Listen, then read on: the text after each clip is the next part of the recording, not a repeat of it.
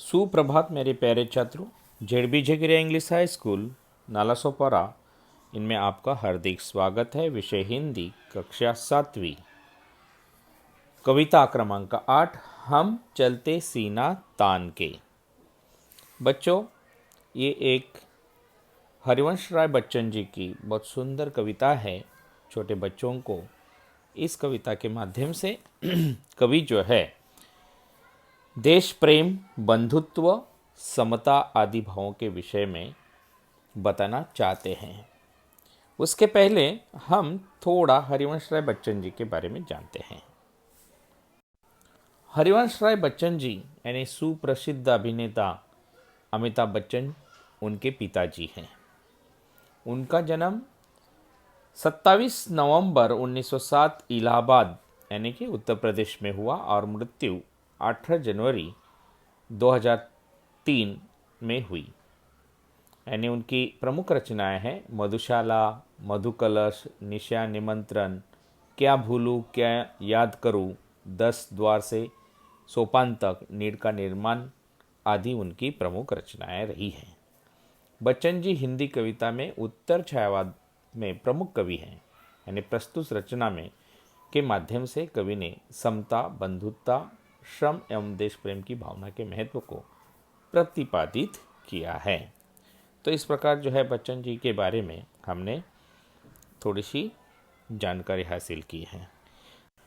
उसके साथ ही आप लोगों को रिसर्च के लिए यानी खोजबीन के लिए एक वर्क दिया गया है। भारत के सभी राज्यों की प्रमुख भाषाओं के नाम बताओ, उनसे संबंधित अधिक जानकारी पढ़ो।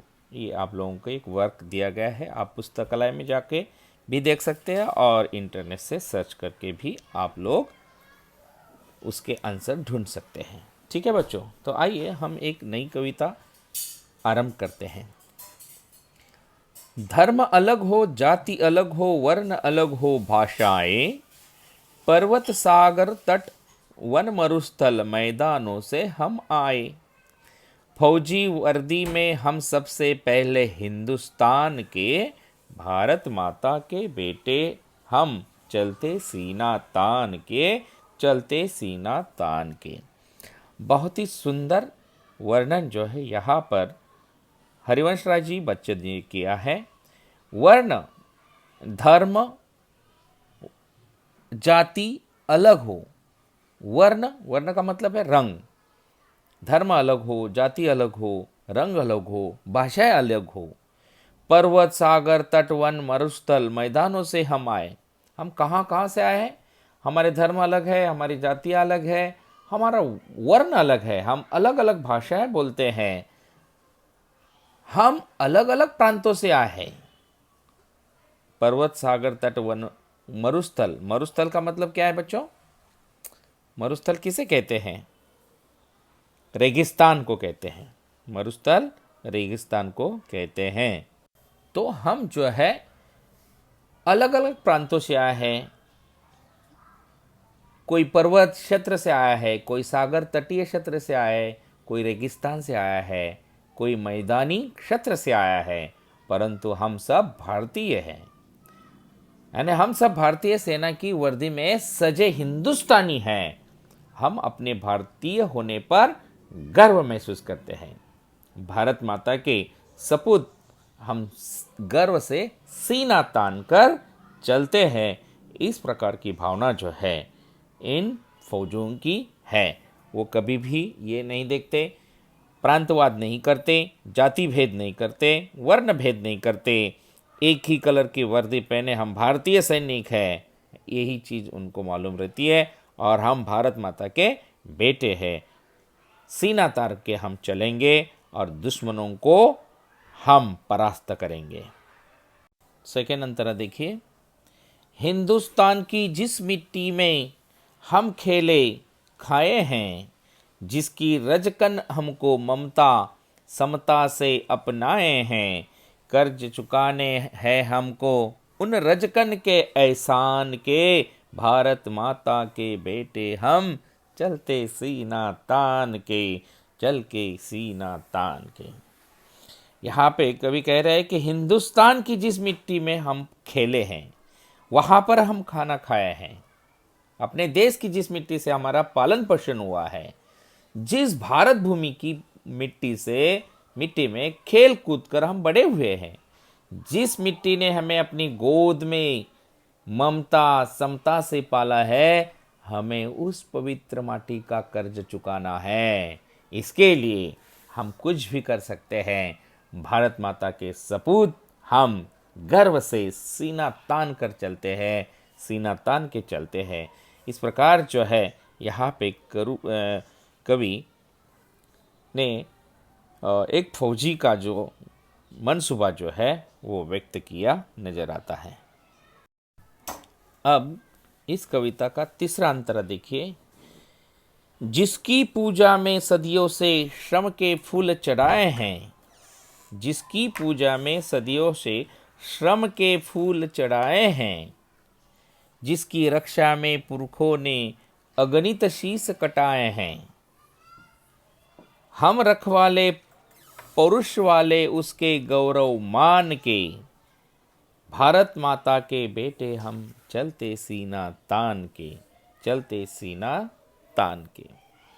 यहाँ पे कवि कहते हैं कि शताब्दियों से हमारे पूर्वजों ने जिस भारत माता के चरणों में अपना परिश्रम रूपी पुष्प चढ़ाया है, जिसकी रक्षा के लिए न जाने हमारे कितने पुरखों ने हंसते हंसते अपने शीश कटा लिए हैं, हम उसी भारत माता के गौरव और सम्मान के रक्षक हैं। हमारे हृदय में साहस की कमी नहीं है। भारत माता के सपूत हम गर्व से सीना तान कर चलते हैं, सीना तान के चलते हैं। आगे का अंतरा देखिए। हम गिर जाए किंतु न गिरने देंगे देश निशान को, हम मिट जाए किंतु न मिटने देंगे हिंदुस्तान को, हम सबसे आगे रहते हैं अवसर पर बलिदान के, भारत माता के बेटे हम चलते सीना तान के, चलते सीना तान के। यानी यहाँ पे कवि कहते हैं कि युद्ध भूमि में लड़ते लड़ते हम भले ही गिर जाएं, परंतु अपने प्यारे तिरंगे को कभी गिरने नहीं देंगे।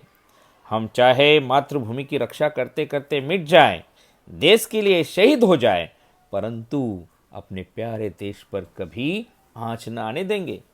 हम बलिदान के अवसर पर सबसे आगे रहते हैं। भारत माता के सपूत हम गर्व से सीना तान कर चलते हैं, गर्व से सीना तान कर चलते हैं। तो इस प्रकार जो यहाँ पर कवि ने एक फौजियों का जो हौसला है वो बढ़ाया है। लास्ट अंतरा देखिए। जो वीरत्व विवेक समर में हम सैनिक दिखलाएंगे, उसकी गाथाएं भारत के गांव नगर घर गाएंगे, अनगणित कंठों में गुंजते बोल हमारे गान के, भारत माता के बेटे हम चलते सीना तान के, चलते सीना तान के। अंत में कवि कहते हैं कि हम भारतीय सैनिक युद्ध भूमि में जिस विवेक और वीरता का प्रदर्शन करेंगे, गांव गांव नगर नगर घर घर में उनकी गाथाएं गाई जाएंगी, अगणित कंठों से हमारी वीरता और हमारे बलिदान के गीत गाए जाएंगे। भारत माता के सपूत हम गर्व से सीना तान कर चलेंगे। तो इस प्रकार जो है एक वीर पुरुष जो हुतात्म्य उन्होंने जो दिया है, भारत के ऐसे शहीद वीर जवानों का हौसला जो है बहुत ही ज़बरदस्त था। इसी की बदौलत आज हम हिंदुस्तान के सपूतों को हर साल 15 अगस्त, 26 जनवरी और राष्ट्रीय त्यौहार के दिन हम उनको सलाम करते हैं, उनको याद करते हैं, और हमारे जवान जो है 2400 पहर सीना तान कर भारत माता की रक्षा करते हैं सीमाओं पर, चाहे कुछ भी हो जाए वो पीछे नहीं हटते। तो इस प्रकार ये कविता जो है बहुत ही सुंदर कविता है, जो देश प्रेम, बंधुत्व, समता आदि भावों के विषय में हम लोगों को उजागर करती है। तो बच्चों, मेरे ख्याल से ये कविता आप लोगों को अच्छी तरह से समझ में आई होगी। उसके कुछ शब्दार्थ हैं, आप वो पढ़िए, याद करिए। जैसे कि कविता में वर्ण यानी रंग, समता यानी समानता, पुरखे यानी पूर्वज, विवेक यानी भले बुरे का ज्ञान होना, मरुस्थल यानी रेगिस्तान, रजकन यानी कि धूलिकन, एहसान यानी कि उपकार, पुरखे यानी पूर्वज, समर का मतलब होता है युद्ध, और सीना तान कर चलना एक मुहावरा है जिसका अर्थ है गर्व से चलना, अभिमान से चलना, है ना। तो इस प्रकार ये कविता यहाँ पे समाप्त हुई। धन्यवाद। आपका दिन शुभ हो।